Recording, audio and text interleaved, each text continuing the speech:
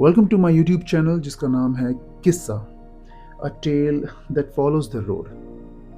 तो वीडियो की शुरुआत में मैं थोड़ा अपना एक इंट्रोडक्शन दे देता हूँ। मैं इस देश में रहने वाला, इस देश का एक आम नागरिक हूँ जिसने अपने जीवन के दो अवस्थाओं को ठीक ठाक तरीके से जी लिया है, जिसमें से पहला था बाल अवस्था और दूसरा कुमार अवस्था। और अभी मैं जी रहा हूँ अपनी युवा अवस्था को। तो मुझे ऐसा लगता है कि इस सोसाइटी ने, इस देश ने मुझे बहुत कुछ सिखाया है, बहुत कुछ मुझे दिया है। तो आई थिंक इट्स टाइम कि मैं अपनी लर्निंग्स, जो चीज़ें मैंने इस जीवन में जीते हुए जो मैंने सीखी है, तो मैं चाहता हूँ कि वो मैं सोसाइटी को वापस करूँ।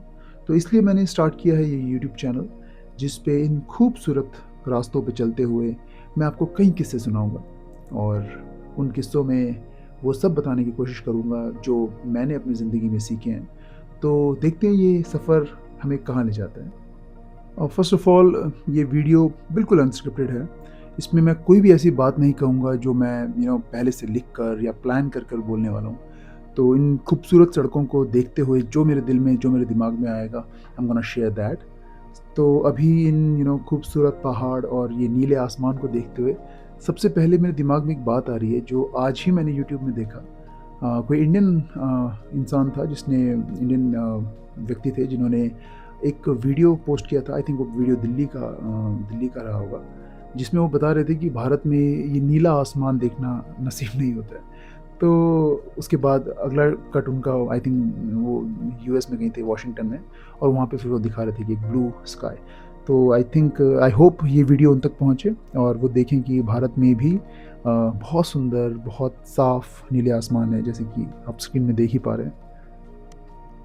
रास्ते ज़रूर टेढ़े-मेढ़े मिलेंगे आपको, रोड, सड़क टूटी हुई हो सकती है, बट ट्रस्ट मी, लोग बहुत सीधे हैं यहाँ के।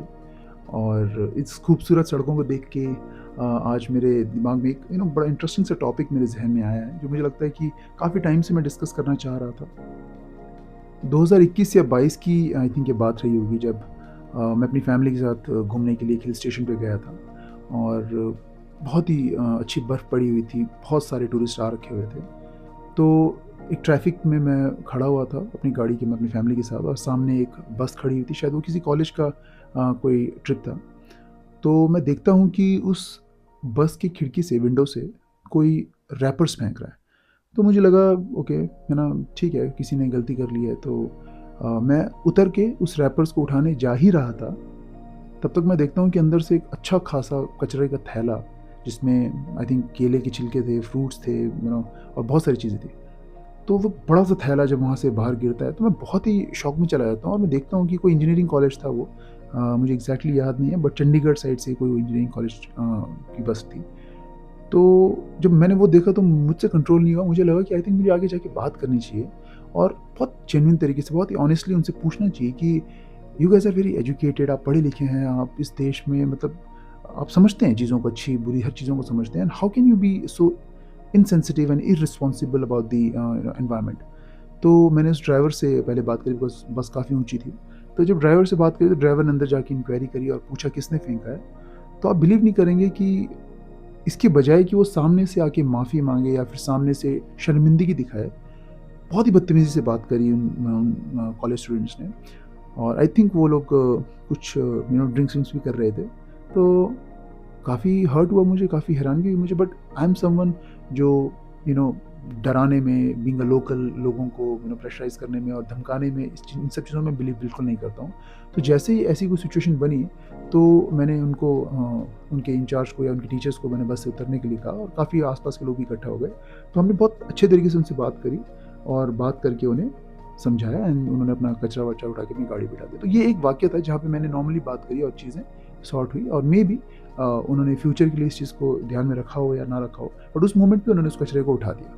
ऐसे ही वाक़या एक और बार हुआ, जब मैं बड़ी आराम से, शाम का समय था, मैं अपनी गाड़ी में जा रहा था, तो एक मंदिर के बाहर किसी कार में 2 कपल, आई थिंक वो बैठे हुए थे, तो उन्होंने दारू की बॉटल खोली, जिसमें से जो दारू के पैकेट, बॉटल का जो वो कवर रहता है, बाहर का जो बॉक्स रहता है, वो उन्होंने मंदिर के दरवाज़े पे फेंक दिया। तो that was even shocking for me, because उस कार के पीछे कोई धार्मिक स्लोगन भी लिखा हुआ था। सो मैं बड़ा शॉक हुआ कि कैसे कोई आस-पास बिना देखे मंदिर है, वहाँ पे भी आप कचरा फैला रहे हो।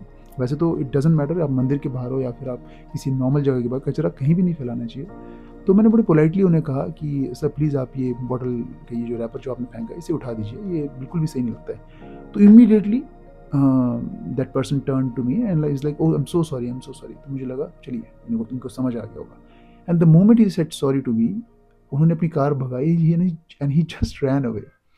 वो मेरे लिए इतना शॉकिंग था, तो मुझे ये भी समझ में आया कि शायद प्यार से और अच्छे तरह से बोलने पे भी शायद लोग ना समझे, बट इट डज़न्ट मीन कि मैं अपना तरीका बदल दूँ। So that's how my way is, मैं इसी तरह से लोगों से बात करता रहूँगा, जो कि मुझे लगता है कि आज नहीं तो कल ऑफ कोर्स एक अच्छा चेंज लेके ही आएगा। तो एक टर्म है सिविक सेंस, जो अभी रिसेंटली बहुत ज़्यादा न्यूज़ में रहा, बहुत चर्चा में रहा। ये एक ऐसा टर्म है जो आई थिंक इससे पहले मैंने तो कभी इतना डिस्कस होते हुए और इतना चर्चा में रहते हुए इसे नहीं देखा, और वो भी बहुत ही एक बहुत बड़ी कम्युनिटी के लिए कम्युनिटी से इसे एसोसिएट किया जा रहा है। तो सिर्फ भारत में ही नहीं, देश भर में, दुनिया भर में सिविक सेंस की बहुत बात हो रही है, जिसमें बहुत ही ख़राब रिप्रेजेंटेशन हो रहे हैं इंडियंस का, कि वो जहाँ भी जाते हैं एक बेसिक सी सिविक सेंस होती है कि आप लोगों को डिस्टर्ब ना करें, आप अपने कंफर्ट के लिए, अपने मज़े के लिए लोगों को परेशान ना करें।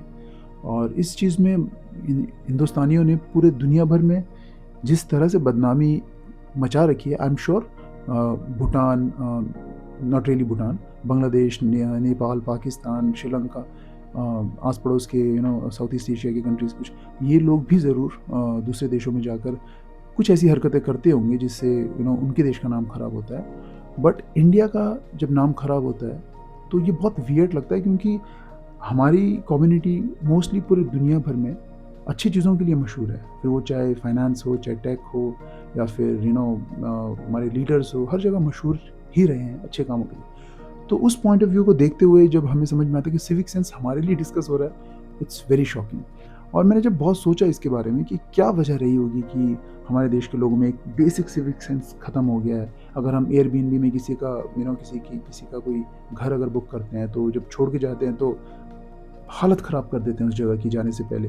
रेस्टोरेंट में खाना खाते हैं तो टेबल पे इस तरह का कचरा फैला देते हैं कि as if we don't care किसे ये साफ़ करना है। रोड में चलते हुए, चाहे वो पान थूकने की बात हो, चाहे सड़कों पे ट्रैश फेंकने की बात हो, या पहाड़ों पर जाके शराब की बॉटल, प्लास्टिक, इन सब चीज़ों को फेंकने की बात हो, मुझे लगता है कि एक वेरी कॉमन फैक्टर है जो इन सब चीज़ों पे अगर हम बात करें तो अप्लाई होता है, वो है एम्पैथी, एक दया भावना। आई थिंक हिंदुस्तानियों में दया भावना की बहुत कमी है। मैं जब भी किसी रेस्टोरेंट से खाना खा के उठता हूँ, तो आई मेक श्योर कि वो चेयर मैं उस टेबल के साथ वैसे ही लगाऊँ जैसे मेरे आने से पहले वो रखी हुई थी। ये मेरी तरफ से एक रिस्पॉन्सिबिलिटी मुझे अपने आप के लिए फ़ील होता है कि जो वेटर होगा एटलीस्ट उसे ये एक्स्ट्रा वर्क ना करना पड़े। और रही बात खाना खाने के बाद टेबल की, तो आई मेक श्योर कि मैं टेबल को बहुत अच्छे से मैनेज करके जाऊँ, ताकि जाने के बाद मेरे वेटर को ये लगे कि किसी सुलझे हुए इंसान ने, किसी सिविलाइज्ड आदमी ने यहाँ पे खाना खाया। तो मैं ये फ़ील करता हूँ जब भी मैं रोड पे कचरा देखता हूँ, जब भी मैं किसी को थूकते हुए देखता हूँ रेलवे स्टेशंस पे या फिर एयरपोर्ट या फिर मेट्रो स्टेशन पे, तो मुझे हमेशा यही फ़ील होता है कि शायद इस आदमी को इस बात का अंदाज़ा ही नहीं है कि इसे साफ़ कौन करेगा, और उसे ये समझ में नहीं आ रहा है किसी इंसान ही साफ़ करेगा। तो आप अपनी स्टुपिडिटी की वजह से जब किसी और इंसान को परेशानी देते हैं, तो इट शोज़ कि आपके अंदर किसी के प्रति दया भावना है ही नहीं।